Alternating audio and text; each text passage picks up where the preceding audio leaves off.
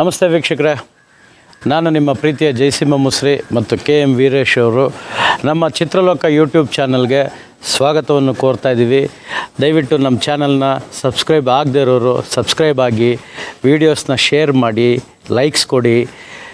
ಸ್ನೇಹಿತರೆ, ಇವತ್ತಿನ ದಿವಸ ನಾನು ಒಂದು ಅದ್ಭುತವಾದ ಸ್ಥಳಕ್ಕೆ ಬಂದಿದ್ದೀನಿ. ನಿಮಗೆ ಹಿಂದ್ಗಡೆ ಕಾಣ್ತಾ ಇದೆ ಸ್ವಾಮಿ ವಿವೇಕಾನಂದ ಅವರು, ಕೆಂಗಲ್ ಹನುಮಂತಯ್ಯನವರ ಸ್ಟ್ಯಾಚ್ಯೂಸು. ಇದು ಏನಂದರೆ ಸರಿಸುಮಾರು ಬೆಂಗಳೂರಿನ ರಾಮೋಹಳ್ಳಿ ಹತ್ರ ಇದು 1 ಎಕರೆ ಜಾಗದಲ್ಲಿ ಒಂದು ಶಿಲ್ಪಕಲಾ ಒಂದು ಶಾಲೆ ಅಂತಲೂ ಹೇಳ್ಬೋದು. ಮತ್ತು ನೀವು ಕರ್ನಾಟಕ ರಾಜ್ಯಾದ್ಯಂತ ಡಾಕ್ಟರ್ ರಾಜ್ಕುಮಾರ್ ಅವರ ಸ್ಟ್ಯಾಚ್ಯೂಸ್ ಎಷ್ಟು ನೋಡಿದ್ದೀರಾ, ಮ್ಯಾಕ್ಸಿಮಮ್ಮು ಇವರೇ ಮಾಡಿಕೊಟ್ಟಿರೋದು. ಮತ್ತು ಪುನೀತ್ ರಾಜ್ಕುಮಾರ್ ಅವರಾಗಿರ್ಬೋದು, ವಿಷ್ಣುವರ್ಧನ್ ಸರ್ ಆಗಿರ್ಬೋದು, ಅಂಬರೀಷ್ ಅವರಾಗಿರ್ಬೋದು, ಶಂಕರ್ನಾಗ್ ಅವ್ರದ್ದಾಗಿರ್ಬೋದು. ನಾನು ಯಾಕೆ ಚಿತ್ರನಟರದ್ದು ಹೇಳ್ತಾ ಇದ್ದೀನಿ ಅಂದರೆ, ಸಾಮಾನ್ಯವಾಗಿ ನೀವು ಸರ್ಕಲ್ಗಳಲ್ಲಿ ಅಲ್ಲಿ ಇಲ್ಲಿ ನೋಡ್ತಕ್ಕಂಥದ್ದು ಚಿತ್ರನಟರ ಸ್ಟ್ಯಾಚ್ಯೂ ಆದ್ದರಿಂದ ನಾನು ಅವ್ರಗಳ ಬಗ್ಗೆ ಮಾತಾಡ್ತಾ ಇದ್ದೀನಿ. ಇದನ್ನು ತಯಾರಿಸ್ತಕ್ಕಂಥ ವ್ಯಕ್ತಿ ಶಿವಕುಮಾರ್ ಅಂತ ಹೇಳಿ, ಅವರನ್ನು ನಾನು ನಿಮಗೆ ಪರಿಚಯ ಮಾಡಿಸ್ಕೊಡ್ತೀನಿ. ಅವರು ಯಾವ್ಯಾವ ರೀತಿ ಸ್ಟ್ಯಾಚ್ಯೂಸ್ ಮಾಡ್ತಾರೆ, ಆ ಒಂದು ಸ್ಟ್ಯಾಚ್ಯೂ ಆರ್ಡ್ರ್ ಬಂದ ಮೇಲೆ ಅವರು ಎಷ್ಟು ತಿಂಗಳು ಟೈಮ್ ತೊಗೊಂಡು ಆ ಸ್ಟ್ಯಾಚ್ಯೂನ ಮ್ಯಾನುಫ್ಯಾಕ್ಚರ್ ಮಾಡಿ ಜನಗಳಿಗೆ ಕೊಡ್ತಾರೆ. ಅವ್ರ ಹತ್ರನೇ ನಾವೆಲ್ಲವೂ ಕೇಳಿ ತಿಳ್ಕೊಳ್ಳೋಣ. ಬನ್ನಿ ಸ್ನೇಹಿತರೆ, ಆ ಶಿವಕುಮಾರ್ ಅವ್ರನ್ನ ಪರಿಚಯ ಮಾಡಿಸ್ಕೊಡ್ತೀನಿ. ಒಳಗೆ ಹೋಗೋಣ ಬನ್ನಿ. ವೀಕ್ಷಕರೇ, ನಾನು ನಿಮಗಲ್ಲಿ ಹೊರಗಡೆ ಇವ್ರ ಪರಿಚಯ ಹೇಳಿದ್ದೆ. ಇವರ ಹೆಸರು ಶಿವಕುಮಾರ್ ಅಂತ. ನಮ್ಮ ಚಿತ್ರಲೋಕ ಯೂಟ್ಯೂಬ್ ಚಾನಲ್ನಲ್ಲಿ ನಿಮಗೆ ಸ್ವಾಗತವನ್ನು ಕೋರ್ತಾ ಇದ್ದೀನಿ. ನಿಮಗೂ ಅಷ್ಟೇ ನಮ್ಮ ಸ್ಟುಡಿಯೋಗೆ ಸ್ವಾಗತ. ಈಗ ತಾವು ಇಷ್ಟೆಲ್ಲ ವಿಗ್ರಹಗಳನ್ನ ಇಲ್ಲಿ ಜೋಡಿಸಿಟ್ಟಿದ್ದೀರಿ. ಹೌದು. ಇದು ಆ್ಯಕ್ಚುಲಿ ಈ ಪ್ರತಿಮೆಗಳು ಕಂಚಿಂದ ಅಥವಾ ಹೇಗೆ ಸರ್? ಇದೆಲ್ಲ ಫೈಬರ್ ಮಾಡೆಲ್ಗಳು, ಫೈಬರ್ ಮಾಡೆಲ್ಸ್. ಹೌದು ಹೌದು. ಇದು ಯಾವುದೋ ಕಂಚಿನ ಪ್ರತಿಮೆ? ಇದು ಯಾವುದು ಕಂಚಿನ ಪ್ರತಿಮೆಗಳಲ್ಲ ಸರ್. ಇದು ಕಂಚಿನ ಪ್ರತಿಮೆಗಳು ನೀವು ಮ್ಯಾನುಫ್ಯಾಕ್ಚರ್ ಮಾಡೋಕ್ಕೆ ಮುಂಚೆ ಏನು ಮಾಡ್ತೀರಾ, ಅದ್ರ ಪ್ರೋಸೆಸ್ ಹೇಗೆ ಅಂತ ನಮ್ಮ ಯೂಟ್ಯೂಬ್ ಚಾನಲ್ ಚಿತ್ರಲೋಕದವ್ರು ತೋರಿಸ್ಕೊಡ್ತೀರಾ ಸರ್? ಖಂಡಿತ ತೋರಿಸ್ಕೊಡ್ತೀವಿ. ಬನ್ನಿ ಸರ್, ಹೋಗೋಣ. ಅದು ಎಲ್ಲಿಂದ ನೀವು ಶುರು ಮಾಡಿ? ಇಲ್ಲಿಂದನೇ ಆರಂಭ ಆಗೋದು. ಇಲ್ಲಿಂದನೇ ಆರಂಭ ಆಗುತ್ತೆ. ಹೇಗೆ ಸರ್? ಓಕೆ. ಮೊದಲಿಗೆ ನಾವು ಪ್ರತಿಮೆ ಏನು ಮಾಡಬೇಕಾಗತ್ತೆ, ಇದೆಲ್ಲ ಯಾರು ನಮಗೆ ಆರ್ಡರ್ ಕೊಡ್ತಾರೋ ಅವ್ರ ಮೇಲೆ ಡಿಪೆಂಡು. ಓಕೆ. ಅವರು ಇಂಥ ವ್ಯಕ್ತಿಗಳದ್ದು ಇಲ್ಲ ರಾಜಕೀಯದವರಾಗ್ಬೋದು, ಕಲಾವಿದರದ್ದು ಆಗ್ಬೋದು, ಸ್ವಾಮೀಜಿಗಳದ್ದಾಗ್ಬೋದು, ಈ ಥರದ್ದು ಪ್ರತಿಮೆ ಬೇಕು ಅಂತೇಳಿ ಬರ್ತಾರೆ. ಇಲ್ಲಿ ಬಂದಾಗ ಅವ್ರುಗಳು ಫೋಟೋಗಳು ಅಂತ ಇರ್ತದೆ, ಅವ್ರದ್ದು ಫೋಟೋ ನೋಡಿಕೊಂಡು ಮಾಡ್ತೀವಿ. ಫಸ್ಟು ಮಣ್ಣಲ್ಲಿ ಮಾಡೋದು. ಓಕೆ. ಫೋಟೋ ನೋಡ್ಕೊಂಡು ಮಣ್ಣಲ್ಲಿ ಮಾಡ್ತೀವಿ. ಇಲ್ಲಿ ಮಣ್ಣಲ್ಲಿ ಇದೆ, ತೋರಿಸ್ತೀನಿ. ಅದಾದಮೇಲೆ ಪೂರ್ತಿ ಕಂಪ್ಲೀಟ್ ಆದಮೇಲೆ ಅದನ್ನು ಮತ್ತೆ ಮೋಲ್ಡ್ ಹಾಕಿ ಪ್ಲಾಸ್ಟರ್ ಆಫ್ ಪ್ಯಾರಿಸಿಂದ ಅದು ರಿವರ್ಸ್ ಮೋಲ್ಡ್ ತೊಗೊತೀವಿ. ಆ ಮೋಲ್ಡ್ಗೆ ಫೈಬರ್ ಹಾಕ್ತೀವಿ. ಆ ಫೈಬರ್ ಹಚ್ಚಿ ಬರುತ್ತೆ, ಮಣ್ಣು ಫೈಬರ್ ಆಗುತ್ತೆ. ಸೊ ಆ ಫೈಬರ್ ಆದಮೇಲೆ ತಿರ್ಗಿ ಮತ್ತೆ ಆ ಫೈಬರ್ನ ನಾವು ಕಂಚಿಗೋಸ್ಕರ ಮತ್ತೆ ಅದನ್ನು ಅಚ್ಚು ಮಾಡ್ಕೊತೀವಿ. ಸೊ ಅದಕ್ಕೆ ಕರಗಿಸುವಾಗ ಅದು ಕಂಚಾಗುತ್ತೆ. ಸೊ ಇದು ಒಂದು ಕಂಪ್ಲೀಟ್ ಪ್ರೋಸೆಸ್ಸು. ಕಂಚನ್ನ ನಾವು ಎಲ್ಲ ಕಡೆ ಹಾಕ್ತೀವಿ. ಕಂಚನ್ನ ಕೆಲವರು ಫೈಬರ್ ಕೇಳ್ತೀವಿ, ಫೈಬರ್ ಹಾಕ್ತೀವಿ. ಸೊ ಇದಾದಮೇಲೆ ಅದರದ್ದು ಮಾಡೆಲ್ಗಳೆಲ್ಲ ಇಲ್ಲೇ ಇರುತ್ತೆ. ಈ ಮಾಡೆಲ್ಸ್ ಎಲ್ಲ ಇದೆಲ್ಲ ಅದೇ ಎಲ್ಲ ಇನಾಗ್ರೇಷನ್ ಆದಮೇಲೆ ಅದರದ್ದು ಮಾಡೆಲ್ಗಳು ಇಲ್ಲಿಟ್ಟಿದ್ದೀವಿ. ಸೊ ಈ ಎಲ್ಲ ಪ್ರತಿಮೆಗಳು ಲೋಕಾರ್ಪಣೆ ಆಗಿದ್ದಾವೆ. ಇವೆಲ್ಲವೂ ಲೋಕಾರ್ಪಣೆ ಆಗಿದೆ. ಹೌದು ಹೌದು ಹೌದು. ಸೊ ಈಗ ಮಣ್ಣೆಲ್ಲ ಮಾಡ್ತೀವಿ ಅಂತ ಹೇಳಿದ್ರಲ್ಲ, ಅದು ಯಾವ ರೀತಿ ಮಣ್ಣು ಉಪಯೋಗಿಸ್ತಾರೆ? ಜೇಡಿ ಮಣ್ಣು ಏನಾದ್ರು ಉಪಯೋಗಿಸ್ತಾರೆ? ಜೇಡಿ ಮಣ್ಣು ಮೊದಲೆಲ್ಲ ಬಳಸ್ತಾ ಇದ್ವಿ. ಕೆಂಪು ಮಣ್ಣು ಒಂದೊಂದ್ಸರಿ ಬೇಗ ಕ್ರ್ಯಾಕ್ ಬಂದ್ಬಿಡುತ್ತೆ. ಸೊ ಅದಕ್ಕೆ ಈ ಚಡಾವು ಕ್ಲೇ ಅಂತೇಳಿ ಪುನಃ ಬಾಂಬೆಲೆಲ್ಲ ಮಾಡ್ತಾರೆ. ಸೊ ಆ ಮಣ್ಣನ್ನು ತಗೊಂಡ್ಬಂದು ಅದರಲ್ಲಿ ಅದು ಬಿಳಿ ಮಣ್ಣು. ಹೀಗೆ ಸರ್, ಈಗ ಈ ಪ್ರತಿಮೆ ಮಾಡಬೇಕು ಅಂದಾಗ ನೀವು ಉಪಯೋಗಿಸ್ತಕ್ಕಂಥ ಜಾಗ ಅದು ಹೇಗೆ ನೀವು ಮ್ಯಾನುಫ್ಯಾಕ್ಚರ್ ಮಾಡ್ತೀರಾ, ಅದು ಎಲ್ಲಿಂದ ಶುರು ಮಾಡ್ತೀರಾ ನೋಡೋಣ ಸರ್. ಅದು ನೀವು ಅದು ಖಂಡಿತ ತೋರಿಸ್ಕೊಡಿ ಸರ್ ನಮ್ಮ ಚಿತ್ರಲೋಕ ಯೂಟ್ಯೂಬ್ ಚಾನಲ್ ವೀಕ್ಷಕರಿಗೆ. ಖಂಡಿತ ತೋರಿಸೋಣ ಸರ್. ಇದು ಮರಳು ಬಂದ್ಬಿಟ್ಟು ಸಮುದ್ರದ ಮರಳು. ಸೊ ಇದು ಎಲ್ಲಿಂದ ತರಿಸ್ಕೊಳ್ತೀರಾ ಸರ್? ಇದು ನಾವು ಆಂಧ್ರದಿಂದ ತರಿಸೋದು. ಒಂದೊಂದ್ಸರಿ ಗುಜರಾತ್ ಇಲ್ಲಿಂದೆಲ್ಲ ತರಿಸ್ತೀವಿ. ಕರ್ನಾಟಕದಲ್ಲೂ ಸಿಗುತ್ತೆ, ತಮಿಳ್ನಾಡಲ್ಲೂ ಸಿಗ್ತದೆ. ಬಟ್ ಈಗೇನೋ ಅದು ಕೊಡ್ತಾ ಇಲ್ಲ. ಸೊ ಈಗ ಆಂಧ್ರ ಮತ್ತು ಗುಜರಾತ್ ಇಂದ ಈ ಮರಳನ್ನ ತರಿಸ್ತೀವಿ. ಸರ್, ಸಾಮಾನ್ಯವಾಗಿ ಸಮುದ್ರದ ಮರಳು ಮನೆ ಕಟ್ಟಕ್ಕಾಗ್ಲಿ ಮತ್ತೊಂದಕ್ಕೂ ಉಪಯೋಗಕ್ಕೆ ಬಳಸಕ್ಕಾಗಲ್ಲ ಅಂತ. ಬಟ್ ನೀವು ಈ ಶಿಲೆ ಮಾಡೋದಕ್ಕೆ ಹೇಗೆ ಸರ್ ಬಳಸ್ತಾ ಇದ್ದೀರಾ? ಶಿಲೆ ಮಾಡೋದಕ್ಕೆ ಯಾಕೆ ಬಳಸ್ತೀವಿ ಅಂದ್ರೆ, ಇದಕ್ಕೆ ಏನು 1500 ಡಿಗ್ರಿ ಹೀಟ್ ಇರ್ತದಲ್ಲ, ಏನು ಮೆಟಲ್ದು, ಅದನ್ನ ತಡ್ಕೊಳ್ಳೋ ಕೆಪಾಸಿಟಿ ಇದರಲ್ಲಿ ಇರ್ತದೆ, ಈ ಮರಳಲ್ಲಿ ಇರುತ್ತೆ. ಅದಕ್ಕೋಸ್ಕರ ಇದನ್ನ ಬಳಸ್ತೀವಿ. ಅಂದ್ರೆ ಇದನ್ನ ನೀವು ಅಲ್ಲಿ ಯಾವ ರೀತಿ ಹಾಕ್ತೀರಾ? ಇದನ್ನ ಬನ್ನಿ ತೋರಿಸ್ತೀನಿ. ಬನ್ನಿ ಸರ್, ನಮ್ಮ ವೀಕ್ಷಕರಿಗೆ ತೋರಿಸಿ ಸರ್. ಇವೆಲ್ಲ ಭಾಳ ಇಂಪಾರ್ಟೆಂಟು. ಹೌದು ಸರ್. ಇಲ್ಲಿ ನಮ್ಮ ನಾಲ್ವಡಿ ಕೃಷ್ಣರಾಜೇಂದ್ರ ಒಡೆಯರ್ ಮಹಾರಾಜರದೊಂದು ಸ್ಟ್ಯಾಚ್ಯೂ ಇದೆ. ಇದು ಫೈಬರ್ ಸರ್? ಇದು ಫೈಬರ್. ಇದು ಫೈಬರು. ಹೌದು. ಸೊ ಇದರಿಂದ ನೀವು ಇಲ್ಲಿ ಟೋಟಲ್ ಪ್ರೋಸೆಸ್ ಹೇಗೆ ಮಾಡ್ತೀರಾ ಅನ್ನೋದು? ಟೋಟಲ್ ಪ್ರೋಸೆಸ್ ಅಂದರೆ ಈಗ ಆಲ್ರೆಡಿ ನಾವು ಈ ಪ್ರತಿಮೆಗಳನ್ನ ಹೇಗೆ ಮಾಡ್ತೀವಿ ಅಂತ ಅಲ್ಲಿ ಹೇಳಿದ್ದೀನಿ. ಆ ಫೈಬರ್ ಪ್ರತಿಮೆ ಆದಮೇಲೆ ಆ ಫೈಬರ್ನ ಇಲ್ಲಿ ತೊಗೊಂಬರ್ತೀವಿ. ಓಕೆ. ಏನು ಇದರಿಂದ ಅಚ್ಚು ತಗೋತೀವಿ. ಇದರಿಂದ ಅಚ್ಚು ತಗೊಂಡು ಕ್ಯಾಸ್ಟಿಂಗ್ ಮಾಡೋದು. ಇದು ನಾವು ಬಾಕ್ಸ್ ಕಾಸ್ಟಿಂಗ್ ಅಂತ ಹೇಳ್ಬೋದು ಅಥವಾ ಪ್ರೆಸ್ ಕಾಸ್ಟಿಂಗ್ ಅಂತ ಹೇಳ್ಬೋದು. ಇಂಡಸ್ಟ್ರಿಯಲ್ ಪ್ರೋಸೆಸ್ ಇದು. ಇದಕ್ಕೆ ಸಮುದ್ರದ ಮರಳಿಗೆ ABC ಆಯಿಲ್ ಅಂತ ಬರುತ್ತೆ. ಅದನ್ನ ಹಾಕಿದಾಗ ಅದು ಗಟ್ಟಿ ಆಗುತ್ತೆ. ಓಕೆ. ಸೊ ಆ ಬೇಸ್ ಮೇಲೆ ಏನು ಮಾಡ್ತೀವಿ, ಈ ಪ್ರತಿಮೆಗೆ ಇದು ಒಳಗಡೆ ಕೋರು. ಇದು ನೋಡಿ, ಇದನ್ನ ಕಟ್ ಮಾಡಿರ್ತೀವಿ. ಇದೇನು ಇದು ಡಿವೈಡ್ ಮಾಡ್ಕೊತೀವಿ. ಒಳಗಡೆ ಅಚ್ಚು, ಮೇಲ್ಗಡೆ ಅಚ್ಚು, ಹಿಂಭಾಗದ ಅಚ್ಚು, 3 ಅಚ್ಚು ಮಾಡ್ಕೊತೀವಿ. ಇದು ಮೊದಲು ಕೋರ್ ತೆಗಿತೀವಿ. ಕೋರ್ ತೆಗೆದ್ಮೇಲೆ ಇದನ್ನ ಮಲಗಿಸ್ಬಿಟ್ಟು ಇದ್ರದ್ದು ಮೇಲ್ಗಡೆ ಅಚ್ಚು ತೆಗಿತೀವಿ. ಇಲ್ಲಿ ಬರ್ರಿ.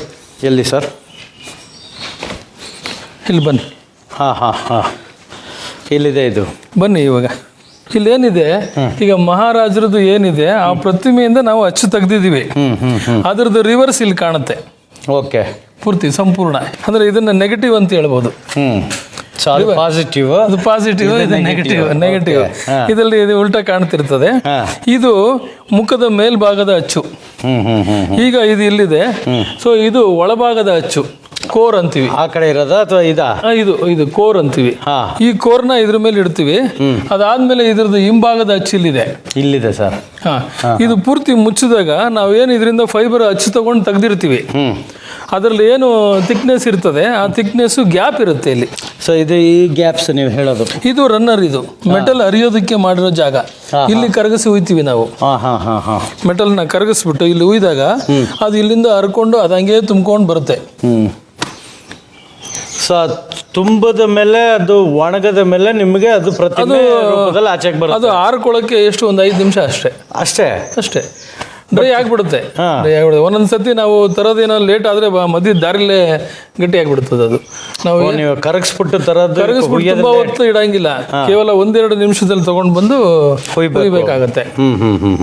ಸೊ ಈಗ ನೀವು ಈ ಕಾಲುವೆಗಳು ಮಾಡಿರೋದೆಲ್ಲ ನೀವು ಇದು ಮೆಟಲ್ ಅರಿಯೋ ಜಾಗ ಎಲ್ಲ ಹೋಗಿ ಹಿಂಗೆ ಸೆಟ್ರೈಟ್ ಆಗುತ್ತೆ. ಹೌದು. ಥಿಕ್ನೆಸ್ ಹೆಂಗೆ? ಥಿಕ್ನೆಸ್ ಅದೇ ಇವಾಗ ಏನ್ ಮಾಡಿರ್ತೀವಿ, ಒಳಗಡೆ ಕೋರು ಮೇಲ್ಗಡೆ ಅಚ್ಚು ಎಲ್ಲ ಆಗಿ ಆ ಅಚ್ಚನ್ನ ಈಚೆ ತೆಗೆದಾಗ ಅದ್ರದ್ದು ದಪ್ಪ ಏನಿರ್ತದೆ, ಆ ದಪ್ಪ ಖಾಲಿ ಇರ್ತದೆ ಇಲ್ಲಿ. ಅದಕ್ಕೆ ಮಾತ್ರ ತುಂಬಿಕೊಳ್ಳುತ್ತೆ. ಸೊ ಅದು ಈ ಪ್ರೋಸೆಸ್. ಹೌದು. ಇದು ಬಂದ್ಬಿಟ್ಟು ಇದು ಏನ್ ಮೆಟಲ್ ಸರ್? ಇದು ಅದೇ ಮರಳು. ಮರಳಿಗೆ ABC ಹಾಕಿದಾಗ ಇದು ಸ್ಟೋನ್ ತರ ಗಟ್ಟಿಯಾಗಿ ಹೋಗ್ಬಿಟ್ಟಿದೆ. ಹೌದು ಗಟ್ಟಿ ಆಗಿದೆ. ಸೊ ಇದು ಕಾಲು ನೋಡ್ಕೊಂಡು ಬನ್ನಿ. ಇದು ಕಾಲು. ಈಗ ಇದ್ರಲ್ಲಿ ನೋಡಿ, ಫೈಬರ್ಗೆ ಒಳಗಡೆ ಕೋರ್ ಹಾಕಿದೀವಿ. ಸೊ ಇದ್ರದ್ದು ಮೇಲ್ಗಡೆ ಅಚ್ಚು, ಅದ್ರದ್ದು ಕೆಳಗಡೆ ಅಚ್ಚು ತಗೊಂಡ್ರೆ ಸೇಮ್ ಅದೇ ತರ ಬರ್ತದೆ. ಹೌದು. ಓಕೆ. ಇಲ್ಲಿ ಇದು ಅಂಬೇಡ್ಕರ್ ಅವ್ರದ್ದಿದೆ. ಇದು ಅಂಬೇಡ್ಕರ್ ಅವ್ರದ್ದಾ? ಸೊ ಇದು ಅವ್ರದ್ದು ಫೇಸ್ ಮುಖಭಾಗ. ಹೌದು, ಮುಖಭಾಗ. ಇದ್ರದ್ದು ಕೋರ್ ಇದು. ಓಕೆ.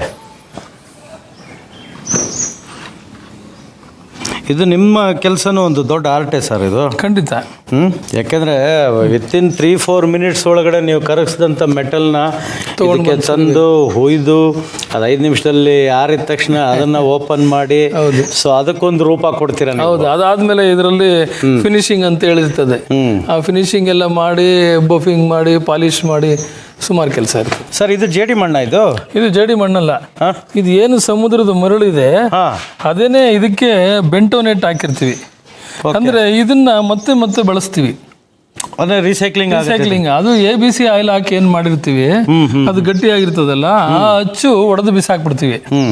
ಒಂದೊಂದ್ಸರಿ ದೊಡ್ಡ ಪೆಟ್ಟಿಗೆನಲ್ಲಿ ಅದನ್ನೇ ಪೂರ್ತಿ ಹಾಕೋದು ಕಷ್ಟ.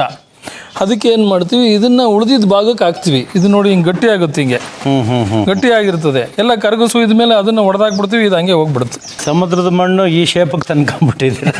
ಅದನ್ನ ಮಿಕ್ಸ್ ಮಾಡಿ ರೆಡಿ ಮಾಡಿ ಇಟ್ಕೊಂಡಿರ್ತೀವಿ. ಮಿಕ್ಸ್ ಮಾಡಿ ಮಾಡಕ್ಕೆ ಎಷ್ಟೊತ್ತು ಬೇಕಾಗುತ್ತೆ ಗಟ್ಟಿ ಆಗಕ್ಕೆ? ಏನಿಲ್ಲ, ಇದು ಗಟ್ಟಿ ಏನಾಗಲ್ಲ. ಇದು ನೀರು ಹಾಕಿ ಬಳಸ್ತೀವಿ. ಅಂದ್ರೆ ಅದು ಏನೋ ಹೇಳಿದ್ರಲ್ಲ ನೀವು ಅನ್ನೋದು? ಬೆಂಟೋನೆಟ್. ಮರಳಿಗೆ ಬೆಂಟೋನೆಟ್ ಹಾಕಿ ನೀರು ಹಾಕಿ ಮಿಕ್ಸ್ ಮಾಡ್ತೀವಿ. ಇದಕ್ಕೆ ವಾಟರ್ ಮಣ್ಣು ಅಂತ ಹೇಳ್ತೀವಿ. ಆಮೇಲೆ ಇದನ್ನ ಈ ಖಾಲಿ ಜಾಗಗಳು ಜಾಸ್ತಿ ಇರೋ ಜಾಗಗಳಿಗೆ ಇದನ್ನ ತುಂಬ್ಕೋತೀವಿ. ಇದನ್ನ ರಾಮಿಂಗ್ ಅಂದ್ರೆ ಕುಟ್ಟಿದಾಗ ಪೂರ್ತಿ ಗಟ್ಟಿ ಆಗುತ್ತೆ. ಓಕೆ, ಹಾಂ ಹಾಂ ಹಾಂ. ಆಮೇಲೆ ಎಲ್ಲ ಕರಗಿಸಿ ಆದಮೇಲೆ ಅದನ್ನು ತೆಗಿಯೋದಷ್ಟೇ. ಸರ್, ಇಲ್ಲಿ ಆನಾ ಕೃಷ್ಣರಾಯರದು ಕಂಚಿನ ಪ್ರತಿಮೆ ಮಾಡಿಟ್ಟಿದ್ದೀರಾ? ಹೌದು ಸರ್. ಇಲ್ಲಿವರೆಗೂ ಡಾಕ್ಟರ್ ರಾಜ್ಕುಮಾರ್ ಅವ್ರದ್ದು ಎಷ್ಟು ಪ್ರತಿಮೆಗಳು ಮಾಡಿದ್ದೀರಾ ಸರ್? ಸುಮಾರು 200 ಪ್ರತಿಮೆಗಳನ್ನ ಮಾಡಿದ್ದೀನಿ. ಡಾಕ್ಟರ್ ರಾಜ್ಕುಮಾರ್ ಅವ್ರದ್ದು. ಸರ್, ಪುನೀತ್ ಅವ್ರದ್ದು? ಪುನೀತ್ ಅವ್ರದ್ದು ಒಂದು 45ರಿಂದ 50 ಮಾಡಿದ್ದೀನಿ. ವಿಷ್ಣುವರ್ಧನ್ ಅವ್ರದ್ದು? ವಿಷ್ಣುವರ್ಧನ್ ಒಂದು 75-80 ಮಾಡಿದ್ದೀನಿ. ಶಂಕರ್ನಾಗ್ ಸರ್ದು ಒಂದು 25 ಪ್ರತಿಮೆ ಮಾಡಿದ್ದೀನಿ. ಅವ್ರದ್ದು? ಹೌದು. ಸೊ ಈ ಸಿನಿಮಾ ನಟರುಗಳದ್ದು ಇಷ್ಟು ಡೀಟೇಲ್ಸ್ ಹೇಳಿದ್ರೆ, ಹೌದು, ಇದು ಬಿಟ್ಟು ಬೇರೆ ಯಾರ್ಯಾರ್ದು ಪ್ರತಿಮೆಗಳು ನೀವು ಜಾಸ್ತಿ ಮಾಡಿದ್ದೀರಾ ಸರ್? ಜಾಸ್ತಿ ಅಂದ್ರೆ ಕೆಂಪೇಗೌಡರದ್ದು ಮಾಡಿದ್ದೀನಿ, ಆಮೇಲೆ ಅಂಬೇಡ್ಕರ್ ಅವ್ರದ್ದು ಸುಮಾರು ಮಾಡಿದ್ದೀನಿ, ಸ್ವಾಮಿ ವಿವೇಕಾನಂದರದ್ದು ಮಾಡಿದ್ದೀನಿ, ಆಮೇಲೆ ನಮ್ಮ ಶಿವಕುಮಾರ ಶ್ರೀಗಳದ್ದು, ಹೀಗೆ ಹಲವಾರು ಪ್ರತಿಮೆಗಳನ್ನ ಮಾಡಿದ್ದೀನಿ ಸರ್. ಈಗ ಯೂಶಲಿ ಒಂದು ಪ್ರತಿಮೆ ಇವಾಗ ಇದು ಏನು ಹೈಟ್ ಸರ್? ಇದು 3 ಅಡಿ ಎತ್ತರ. ಇದು ಎತ್ತರ 3 ಅಡಿ ಇದೆ. ಹೌದು. ಸೊ ವಿಡ್ತು ಒಂದೊಂದು ಥರ. ಅಂದರೆ ಕೆಲವರಿಗೆ ಪೂರ್ತಿ ಬೇಕು ಅಂತಾರೆ, ಕೆಲವರು ಇಷ್ಟೇ ಸಾಕು ಅಂತಾರೆ. ನಾವು ಅದನ್ನು ಮಾಡುವಾಗ ಹೇಗೆ ಬರುತ್ತೆ, ಯಾವ ಥರ ಇರ್ತದೆ, ಯಾವುದು ಚೆನ್ನಾಗಿರ್ತದೆ ಅದಕ್ಕೆ ಅಲ್ಲಿಗೆ ತಂದು ನಿಲ್ಲಿಸ್ಕೊಂತೀವಿ. ಆಮೇಲೆ ಈಗ ಈ ಸೈಜ್ ಒಂದು ಪ್ರತಿಮೆ ಮಾಡಲಿಕ್ಕೆ ನಿಮಗೆ ಎಷ್ಟು ತಿಂಗಳುಗಳ ಕಾಲಾವಕಾಶ ಬೇಕು? ಈಗ ಒಂದೊಂದು ಪ್ರತಿಮೆಗೆ ಒಂದೊಂದು ಕಾಲಾವಕಾಶ ಬೇಕಾಗುತ್ತೆ. ಕೆಲವು ಪ್ರತಿಮೆಗಳು ಬೇಗ ಆಗುತ್ತೆ, ಕೆಲವು ಪ್ರತಿಮೆಗಳು ಕಾಡಿಸುತ್ತೆ, ಬೇಗ ಆಗಲ್ಲ. ಎಷ್ಟು ದಿನ ಅಂತ ಹೇಳಕ್ಕೆ ಬರೋದಿಲ್ಲ, ಖಂಡಿತ ಆಗಲ್ಲ ಸರ್. ಅದ ಕಾರಣ ಅಂದರೆ ಇದೇನೆ, ಒಂದೊಂದು ಸತಿ ಮಾಡ್ತಾ ಇರ್ತೀವಿ, ಅದೇನೋ ನಮ್ಗೆ ಇಷ್ಟ ಆಗಲ್ಲ, ಅದರದ್ದು ಲೈಫ್ ಬಂದಿರಲ್ಲ ಅಥವಾ ಜೀವಂತಿಕೆ ಇರಲ್ಲ ಅದರಲ್ಲಿ. ನೋಡಿದಾಗ ಏನೋ ತಪ್ಪಿದೆ ಅನ್ಸುತ್ತೆ, ಏನು ಅನ್ನೋದು ನಾವು ಗೊತ್ತಾಗಲ್ಲ. ಅದು ಅಥವಾ ಗೊತ್ತಾದ್ರೂ ಅದನ್ನ ಹೇಗೆ ಸರಿ ಮಾಡಬೇಕು ತಕ್ಷಣಕ್ಕೆ ಗೊತ್ತಾಗಲ್ಲ. ಸೊ ಅದನ್ನ ತಿದ್ಕೊಳ್ಳೋಕೆ ಸಮಯ ಬೇಕಾಗುತ್ತೆ. ಒಂದೊಂದ್ಸರಿ ಸತತವಾಗಿ ಮಾಡಿ ಮುಗಿಸ್ಬೇಕು ಅಂತ ಮಾಡಿದ್ರೆ ಅದು ತಪ್ಪಾಗ್ಬಿಡ್ತದೆ, ಗೊತ್ತೇ ಆಗಲ್ಲ. ದಪ್ಪ ಆಗಿದೆ ಅನ್ನೋದು ಗೊತ್ತೇ ಆಗಲ್ಲ. ಎಲ್ಲೋ 1-2 ದಿನ ಬಿಟ್ಟು ನೋಡಿದಾಗ ಗೊತ್ತಾಗುತ್ತೆ ಇದು ನಾವು ಮಾಡೋದು ತಪ್ಪಿದೆ ಅಂತ. ಸೊ ಹಾಗಾಗಿ ಒಂದೊಂದ್ಸರಿ ಸತತವಾಗಿ ಏನು ಮಾಡೋಕ್ಕೋಲ್ಲ, ಮಾಡಿರ್ತೀವಿ, ಮುಚ್ಚಿಬಿಟ್ಟಿರ್ತೀವಿ. ಸೊ ಸ್ವಲ್ಪ ದಿನ ಆದಮೇಲೆ ಬಿಟ್ಟು ನೋಡ್ತೀವಿ, ಅವಾಗ ಬದಲಾವಣೆ ಕಾಣುತ್ತೆ ಅದರಲ್ಲಿ. ಓಕೆ, ಹೀಗೆ ಸರ್. ಒಂದು ಅಂದಾಜು ಸರ್, ಇವಾಗ ಡಾಕ್ಟರ್ ರಾಜ್ಕುಮಾರ್ ಅವ್ರದ್ದಾಗ್ಬೋದು, ಪುನೀತ್ ಅವ್ರದ್ದಾಗ್ಬೋದು, ಹೌದು, ಸಾಕಷ್ಟು ಕಡೆ ಒಂದೇ ಥರ ಪ್ರತಿಮೆಗಳಿದಾವಲ್ಲ. ಹೌದು. ಸೊ ಅದು ನಿಮಗೆ ಈಸಿಯಾಗಿ ಆಗೋ ಇದಿದೆ. ಸಾಮಾನ್ಯವಾಗಿ ಮೂಲ ಪ್ರತಿಮೆ ಅಂದರೆ ಮೊದಲು ಯಾವ ಪ್ರತಿಮೆಗಳನ್ನ ನಾವು ಮಾಡ್ತೀವಿ ಆ ಪ್ರತಿಮೆಗೆ ಸಮಯ ತಗೊಳ್ತಾ ಸಾಕಷ್ಟು. ಯಾಕೆಂದ್ರೆ ಅದನ್ನು ಮುಗಿಸ್ಬೇಕು. ಒಂದು ಸರಿ ಆ ಪ್ರತಿಮೆ ಮಣ್ಣಿನ ಮಾಡಲು ಮುಗಿದು ಅದನ್ನ ನಾವು ಹಚ್ಚಾಕಿ ಅದೇ ಪ್ರತಿಮೆ ಬೇರೆಯವರು ಬೇಕು ಅಂದಾಗ ಆ ಪ್ರತಿಮೆಗಳು 15 ದಿವಸ, 1 ವಾರ ಈ ತರ ಬೇಗ ಮಾಡ್ತೀವಿ. ಆದ್ರೆ ಮೂಲ ಪ್ರತಿಮೆ ಏನು ಮೊದಲು ಪ್ರತಿಮೆ ಮಾಡ್ತೀವಿ ಅದಕ್ಕೆ ಸಾಕಷ್ಟು ಸಮಯ ತಗೊಳ್ತದೆ. ಒಂದು ಅಪ್ರಾಕ್ಸಿಮೇಟ್ಲಿ ಒಂದು 3 to 4 months. 1 ತಿಂಗಳಿಗೆ ಮಾಡಿರೋದು ಇದೆ, 3 ತಿಂಗಳು. ಇದೇ ಥರದ್ದು ಒಂದು ಪ್ರತಿಮೆ 6 ತಿಂಗಳು 8 ತಿಂಗಳಿಗೂ ಮಾಡಿದ್ದೀನಿ. ಓಕೆ, ಅಂದರೆ ಅದಕ್ಕೆ ನಿಮಗೆ ಫಸ್ಟ್ ನಿಮಗೆ ಸೆಲ್ಫ್ ಸ್ಯಾಟಿಸ್ಫ್ಯಾಕ್ಷನ್ ಆಗಬೇಕು. ಆಮೇಲೆ ಕಸ್ಟಮರ್ಸ್ ಯಾರು ಆರ್ಡರ್ ಕೊಟ್ಟಿದ್ದಾರೆ ಅವ್ರು ಬಂದು ಒಂದು ತೃಪ್ತಿ ಆಗಬೇಕು. ಹೌದು. ಯೂಶಲಿ ತಮ್ಮ ಚಾರ್ಜಸ್ ಏನು ಚಾರ್ಜ್ ಮಾಡ್ತೀರಾ ಸರ್? ಚಾರ್ಜರು ಅದಕ್ಕೆ ಸಂಬಂಧಪಟ್ಟಂಗೆ ಚಾರ್ಜಸ್ ಏನಿದೆ. ಒಂದೊಂದ್ಸರಿ ಯಾವತ್ತಿನ ದಿನದಲ್ಲಿ ಆ ಮೆಟೀರಿಯಲ್ ಕಾಸ್ಟ್ ಎಲ್ಲ ಏನಿರ್ತದೆ ಅದು ಅದ್ರ ಮೇಲೆ ಡಿಪೆಂಡ್ ಆಗುತ್ತೆ. ಒಂದೊಂದ್ಸರಿ ಕೆಲವು ಸಹಜವಾಗಿರ್ತದೆ, ಕೆಲವು ಪೌರಾಣಿಕ ಇರುತ್ತೆ, ಕೆಲವು ಸ್ವಲ್ಪ ಡಿಫಿಕಲ್ಟ್ ಇರ್ತದೆ. ಸೊ ಆವಾಗ ಅದು ಎಷ್ಟು kg ಬರುತ್ತೆ ಏನು ಅಂತ ನೋಡ್ಕೋತೀವಿ, ಎಷ್ಟು ತಿಂಗಳು ತಗೊಳುತ್ತೆ, ಎಷ್ಟು ಕೆಲಸ ತಗೊಳುತ್ತೆ ಅನ್ನೋದ್ರ ಮೇಲೆ ನಾವು ಅದನ್ನ ಕ್ಯಾಲ್ಕುಲೇಷನ್ ಮಾಡಿ ಕೊಡ್ತೀವಿ. ಅದ್ರ ಮೇಲೆ ತಾವು ಚಾರ್ಜ್ಗಳನ್ನ ಇವತ್ತು ಹೇಳಿದ್ದು ಇನ್ನು 3 ತಿಂಗಳಿಗೆ ಚೇಂಜ್ ಆಗ್ಬೋದು. ಕರೆಕ್ಟ್. ಅಥವಾ ನಾವು ಹಿಂದೆ ಮಾಡಿದ್ದು ಇವತ್ತು ಅದು ಏನೇನೂ ಇಲ್ಲ ಅನ್ನಿಸ್ಬೋದು. ಹಣದ್ದು ಇಷ್ಟೇ ಅಂತ ಹೇಳಕ್ ಬರಲ್ಲ. ಆವತ್ತಿನ ದಿನ ಅವ್ರು ಏನು ಬಂದು ಕೇಳ್ತಾರೆ, ಅವತ್ತು ಏನಿರ್ತದೆ ಅದನ್ನ ಕ್ಯಾಲ್ಕುಲೇಷನ್ ಮಾಡಿ ಆವತ್ತಿನ ದಿವಸದ ಕಾಸ್ಟ್ ಬಗ್ಗೆ ನೀವು ಹೇಳ್ತೀರಾ. ಪ್ರತಿಮೆ ಮಾಡಿಸಿದವ್ರು ಯಾರ್ಯಾರು? ನಮಗೆ ಈ ಏನು ನಾವು ಸಾರ್ವಜನಿಕ ಸ್ಥಳಗಳಲ್ಲಿ ಪ್ರತಿಮೆ ಮಾಡಬೇಕಾದ್ರೆ ನಮಗೆ ಸಹಕಾರ ಮಾಡಿದಂಥ ಸುಮಾರು ಜನ ವ್ಯಕ್ತಿಗಳು, ಅಭಿಮಾನಿಗಳು, ಜನಗಳು ಸುಮಾರು ಜನ ಇದ್ದಾರೆ. ಅದರಲ್ಲಿ ಒಂದು ಹೊಸ ಮಾಡೆಲ್ನ ಮಾಡೋಕ್ಕೆ ಕೊಡುವಂಥ ವ್ಯಕ್ತಿಗಳು ಒಂದು ನಮ್ಮಲ್ಲಿರೋ ಕಲೆನ ಆಚೆ ತೆಗೆಯೋದಕ್ಕೆ ಅವರು ಸಹಕಾರ. ಸೊ ಹೀಗೆ ಈ ರೀತಿ ಹೇಳ್ಕೊಂಬರೋದಾದರೆ ಈಗ ನಾನು ಆಲ್ರೆಡಿ ಜನಾರ್ದನ್ ರೆಡ್ಡಿ ಅವ್ರ ಬಗ್ಗೆ ಹೇಳಿದ್ದೀನಿ, ಗಂಗರಾಜ್ ಅವ್ರ ಬಗ್ಗೆ ಹೇಳಿದ್ದೀನಿ. ಇದಲ್ಲದೆ ನಾವು ನಮ್ಮ ಮನೆ ಹತ್ರ ಒಂದು 9 ಅಡಿ ನಿಂತಿರೋ ಪ್ರತಿಮೆ ಮಾಡಿದ್ವಿ ಕೆಂಪೇಗೌಡರದ್ದು. ಅದಕ್ಕೆ ರಾಜು, ಕೃಷ್ಣ ಅಂತೇಳಿ ಅವರೆಲ್ಲ ಬಂದರು, ವರದರಾಜು ಅಂತೇಳಿ ಇನ್ನೊಬ್ಬರಿದ್ದಾರೆ. ಇವರೆಲ್ಲ ಸೇರಿ ಆ ಪ್ರತಿಮೆ ಮಾಡಿಸಿದ್ರು. ಅದಾದಮೇಲೆ ನನಗೆ ಮೊದಲು ಈ ಪ್ರತಿಮೆಗಳು ಮಾಡೋದಕ್ಕೆ ಅವಕಾಶ ಕೊಟ್ಟಂಥವ್ರು ನಮ್ಮ ಹನುಮನ್ ನಗರ ಕಾರ್ಪೊರೇಟರ್ ಆಗಿದ್ದರು ಒಬ್ಬರು, ಕೆ ಚಂದ್ರಶೇಖರ್ ಅಂತೇಳಿ. ನಾನು ಮನೆಯಲ್ಲಿ ಈ ಮಣ್ಣಲ್ಲಿ ಪ್ರತಿಮೆ ಮಾಡ್ಬೇಕಾದ್ರೆ ಅವರು ಬರ್ತಾಯಿದ್ರು, ಅದೇ ಏರಿಯಾ ಅಲ್ವಾ. ಸೊ ಕಲಾವಿದರು ನೋಡಬೇಕು ಅಂತ ಬಂದಾಗ ಪ್ರತಿಮೆ ಮಾಡೋದು ನೋಡಿ, ನೀವು ಪ್ರತಿಮೆ ಮಾಡ್ತೀರಾ ಅಂದರೆ ನಮ್ಮ ರಾಮಾಂಜನೇಯನ ಗುಡ್ಡಕ್ಕೆ ಯಾವುದೋ ಒಂದು ಗುಡ್ಡನ ರೆಡಿ ಮಾಡ್ತಾಯಿದ್ರು. ಪಾರ್ಕ್ ಎಲ್ಲ ಮಾಡಿ ನವೀಕರಣ ಮಾಡ್ತಾಯಿದ್ರು. ಆವಾಗ ಅವ್ರಿಗೊಂದು ಕೆಂಗಲ್ ಹನುಮಂತಯ್ಯ ಮಾಡಿಕೊಟ್ಟೆ. ಅದಾದಮೇಲೆ ಅವರೇನೆ 8 ಜನ ಜ್ಞಾನಪೀಠ ಪ್ರಶಸ್ತಿ ವಿಜೇತರನ್ನ ಮಾಡಬೇಕು ಅಂತ ಹೇಳಿದ್ರು. ಸೊ ಆವಾಗ 7 ಜನಕ್ಕೆ ಬಂದಿತ್ತು, 7 ಜನದ್ದು ಮಾಡಿದೆ. ಅದು ನಮಗೆ ಮೊದಲನೇ ದಾರಿ. ಅದಾದಮೇಲೆ ಆ ದೇವೇಗೌಡರು ಅಂತಿದ್ದಾರೆ ಒಕ್ಕಲಿಗರ ಸಂಘದಲ್ಲಿ, ಅವರು 14 ಅಡಿ ಎತ್ತರದ್ದು ಕುದುರೆ ಮೇಲಿನ ಕೆಂಪೇಗೌಡ ಮಾಡಿಸಿದ್ರು. ಅದಾದಮೇಲೆ ಅದೇ ಕೆಂಪೇಗೌಡನ ಸುಮಾರು ಜನ ಮಾಡಿಸಿದ್ರು. ಬಟ್ ಆದರೆ ಪ್ರಮುಖವಾದ ವ್ಯಕ್ತಿ ಇವರು ಆಗ್ತಾರೆ. ಅದರಲ್ಲಿ ಇನ್ನೊಂದು ಮುಖ್ಯವಾದ ಕೆಲಸ ಅಂದರೆ ನಾವು ಕುರುಬರಹಳ್ಳಿನಲ್ಲಿ 10 ಅಡಿ ರಾಜ್ಕುಮಾರ್ದೇನು ನೋಡ್ತೀವಿ ಕಲ್ಲಿನ ರಥದ ಮೇಲೆ, ಅದು ಚಾಲುಕ್ಯ ಯುವಕರ ಸಂಘ ಅಂಥೇಳಿ ಅಲ್ಲಿ ಪ್ರಮುಖವಾದ ವ್ಯಕ್ತಿ ರಮೇಶ್ ಅಂತಿದ್ದಾರೆ. ರಮೇಶ್, ಮಹೇಶ್, ಸುಮಾರು ಜನ ಇದ್ದಾರೆ. ಅವರೆಲ್ಲ ಸೇರಿ ಅದೊಂದು ಒಳ್ಳೆಯ ಒಂದು ಉತ್ತಮವಾದ ಕೆಲಸ ಕೊಟ್ಟರು. ಅದನ್ನು ಮಾಡಿದೆ. ಇದಾದಮೇಲೆ ಒಬ್ಬರು ದೊಡ್ಡ ವ್ಯಕ್ತಿ ಅಂತಂದರೆ NR ರಮೇಶ್ ಅವರು. ಇವರು ನಮ್ಮ ಹತ್ರ ಸಾಕಷ್ಟು ಪ್ರತಿಮೆಗಳು, ಹೊಸ ಪ್ರತಿಮೆಗಳು ಮಾಡಿಸಿದ್ದು ಇವರು ತುಂಬ ಜಾಸ್ತಿ. ರಣಧೀರ ಕಂಠೀರವ ಆಗ್ಬೋದು, ಸಾವರ್ಕರ್ ಅವ್ರದ್ದು, ಪುನೀತ್ ರಾಜ್ಕುಮಾರ್, ಪಾರ್ವತಮ್ಮ ಅವ್ರದ್ದು, ಸುಮಾರು ಯಾವಾಗಲೂ ನಮ್ಮ ಹತ್ರ ಒಂದು ಪ್ರತಿಮೆ ಮಾಡಿಸ್ತಾನೆ ಇರ್ತಾರೆ. ಈಗಲೂ ಸಹ ಅವ್ರದ್ದೊಂದು ಪ್ರತಿಮೆ ಮಾಡ್ತಾಯಿದ್ದೀನಿ. ಹೀಗೆ ಈಗ ಇಲ್ಲೇನು ಅನಾಕರು ನೋಡಿದ್ರಿ ಅದು ಅವ್ರದ್ದೇ. ಸೊ ಹೀಗೆ ಅವರು. ಅದಾದಮೇಲೆ ನಮಗೆ ಇನ್ನು ಕೆಲವರು ಅಂದರೆ ಇದು ಸ್ವಾಮಿ ವಿವೇಕಾನಂದ ಏನು 16 ಅಡಿ ನೋಡ್ತೀರಾ, ಇದು ಸಹ ಇವರು ನಮ್ಮ NR ರಮೇಶ್ ಅವರು ಮಾಡಿಸಿದ್ದು. ಬಟ್ ಆದರೆ ಈ ಪ್ರತಿಮೆ ಮೊದಲು ಮಾಡಿಸಿದ್ದು ಪ್ರಭು ಕಪ್ಪಗಾಳ ಅಂಥೇಳಿ ಅವರು ಬಳ್ಳಾರಿಯಲ್ಲಿ ಮಾಡಿಸ್ಬೇಕು ಅಂತ ಮಾಡಿದರು. ಸೊ ಅದೇನೋ ಕಾರಣಗಳಿಂದ ಅದು ನಿಂತೋಯ್ತು. ಅದನ್ನು ಮುಂದುವರಿಸಿದ್ದು ಇವರಾದರು. ಸೊ ಹೀಗೆ ನನಗೆ ಈ ದಾರಿನಲ್ಲಿ ಸಾಕಷ್ಟು ಜನ ನನಗೆ ಏನು ನಮ್ಮ ಕಲೆ ಅರಳೋದಕ್ಕೆ ಸಹಾಯ ಮಾಡಿದಂಥ ಈ ಥರ ವ್ಯಕ್ತಿಗಳು ಇನ್ನೂ ನೆನೆಸ್ಕೋತಾ ಹೋದರೆ ಇಡೀ ದಿನ ನೆನೆಸ್ಕೋಬೋದು. ಯಾಕೆಂದರೆ ಬೇಕಾದಷ್ಟು ಜನ ಇದ್ದಾರೆ. ನೀವು ಬಳೆಪೇಟೆ ಮುನಿಯಪ್ಪ ಅಂತೇಳಿದ್ದಾರೆ, ಅವರು ಕವಿರತ್ನ ಕಾಳಿದಾಸ ಮಾಡಿದ್ರು. ಹೀಗೆ ಅವರವರ ಅಭಿಲಾಷೆ ಒಂದೊಂದು ಥರ ಇರ್ತದೆ. ಆಮೇಲೆ ಸ್ವಾಮೀಜಿಗಳದ್ದು ಬೂದಿಗೆರೆಯಲ್ಲಿ ಒಂದಷ್ಟು ಜನ ಈ ಶಾಲೆಯಲ್ಲಿ ಓದಿರ್ತಾರೆ. ಸಿದ್ಧಗಂಗಾ ನೀವು ಗೊತ್ತಿರ್ತದೆ, ಸುಮಾರು ಶಾಲೆಗಳಿದೆ. ಆ ಶಾಲೆಯಿಂದ ಕಲಿತು ಆಚೆ ಹೋದಂಥವ್ರು ನಾವು ಒಂದು ಪ್ರತಿಮೆ ಮಾಡಿಸ್ಬೇಕು ಅಂತೇಳಿ ಮಾಡಿಸಿದ್ರು. ಆಮೇಲೆ ಇತ್ತೀಚಿನ ದಿನಗಳಲ್ಲಿ ಸರ್ಕಾರಿ ಶಾಲೆಗಳಲ್ಲಿ ಆಮೇಲೆ ನವೋದಯ ಸ್ಕೂಲ್ಗಳಲ್ಲಿ 8 ಜನ ಜ್ಞಾನಪೀಠ ಪ್ರಶಸ್ತಿ ಅವ್ರನ್ನ ಹಾಕಬೇಕು ಅಂತೇಳಿ ಆಸೆ ಪಡ್ತಾರೆ. ಏನು ಟೀಚರ್ಗಳೆಲ್ಲ ರಿಟೈರ್ಡ್ ಆಗ್ತಿರ್ತಾರೆ, ಆ ಸ್ಕೂಲಿಗೆ ಏನಾದರೂ ಒಂದು ಕೊಡುಗೆ ಕೊಡಬೇಕು ಅಂತೇಳಿ ಒಬ್ಬೊಬ್ಬರು ಒಂದೊಂದು ಪ್ರತಿಮೆ ಮಾಡಿಸಿ ಇದಕ್ಕೆ ಹಾಕ್ತಾರೆ. ಹೀಗೆ ಈ ಥರದ್ದು ನಡೀತಾನೇ ಇದೆ. ಮೊದಲಿಗೆ ನಾನು ಈ ರೀತಿ ಈ ಪ್ರತಿಮೆಗಳನ್ನ ಮಾಡಿಕೊಂಡು ಕಲಾವಿದನಾಗಿ ಬೆಳೆದು ಬರೋದಕ್ಕೆ ನನಗೆ ಸಂಪೂರ್ಣ ಸ್ನೇಹಿತರ ಸಹಕಾರ. ನಾವು ಹನುಮಂತ ನಗರ, ಬೃಂದಾವನ ನಗರದಲ್ಲಿ ಇರೋದು. ಅಲ್ಲಿ ಸಾಕಷ್ಟು ಜನ ಸ್ನೇಹಿತರಿದ್ದಾರೆ. ಅದರಲ್ಲಿ ಪ್ರಮುಖವಾಗಿ ಓದೇಶ್ ಅಂತಿದ್ದಾರೆ.